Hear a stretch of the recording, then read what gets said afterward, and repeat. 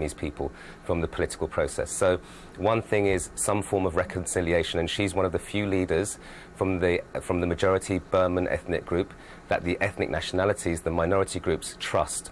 So she has a powerful potential for reconciliation within the country. Then I think building a broader-based movement. The NLD, her party, was disbanded because of pressures from the regime.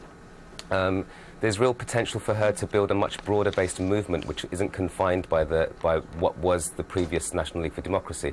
And that would include the ethnic nationalities, civil society groups, other political parties that were part of the pro-democracy movement but have been in some way, it's fragmented and could be unified and could be strengthened. So there's a potential to do that as well. John Jackson speaking there. Well, in a few minutes we'll be joined by viewers on BBC One when Riz Lateef will have the very latest news and sport. In the meantime, if you're away from the television and want to keep up to date, you can watch BBC News live on the web. Go to bbc.co.uk/news and click on the link.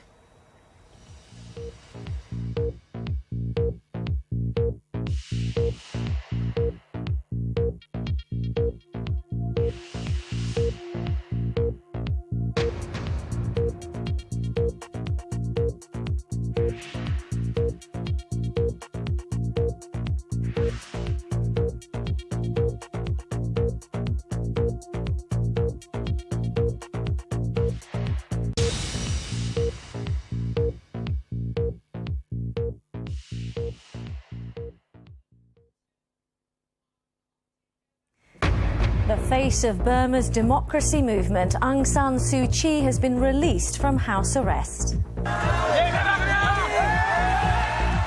She spent 7 years confined to her home. She called on the Burmese people to now work together. Her release brought thousands of jubilant supporters to her compound in Rangoon. The Irish government is in talks about a European bailout for the country's ailing economy.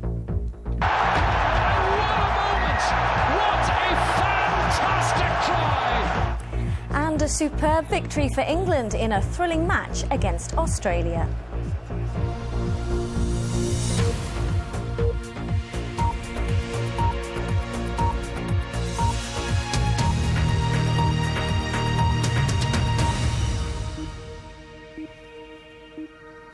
Hello and good evening. After more than 7 years under house arrest, the Burmese pro-democracy leader Aung San Suu Kyi has been released by the country's military rulers.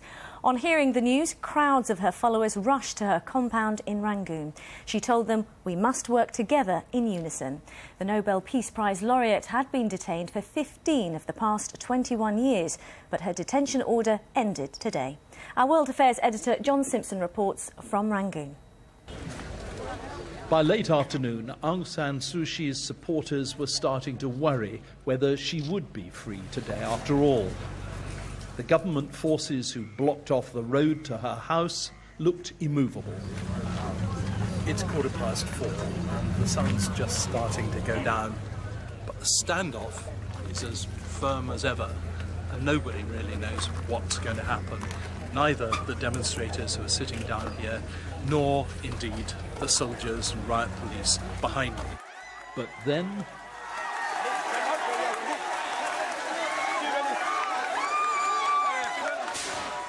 suddenly the road was clear and the race was on. The crowd fetched up at the gate to her house. And then a quite unforgettable moment. Aung San Suu Kyi, a free woman, walking to meet her people.